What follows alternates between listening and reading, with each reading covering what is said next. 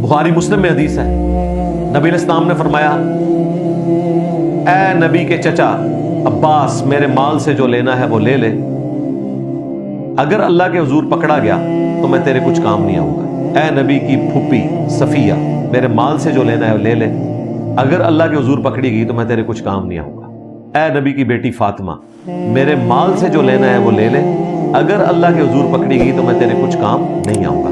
اس میں امپلائڈ ہے کہ اگر تمہارے اعمال درست نہ ہوئے، اگر اعمال درست ہوئے تو پھر کام آؤں گا۔ اب آپ سوچ رہے ہیں جس کے اعمال درست ہیں اس کو کام آنے کی کیا ضرورت ہے؟ بھائی کام آنا تو ضرورت ہے۔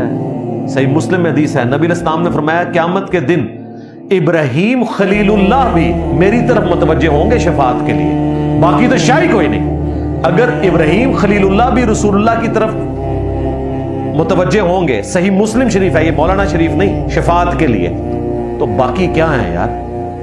ان سے تو بڑا کوئی نہیں ہے، رسول اللہ کے بعد تو وہی ہیں۔ اسی پہ اعلیٰ حضرت کا وہ شعر ہے نا، وہ جہنم میں گرا ان سے جو مستغنی ہوا، ہے خلیل اللہ کو حاجت رسول اللہ کی صلی اللہ علیہ وآلہ وسلم۔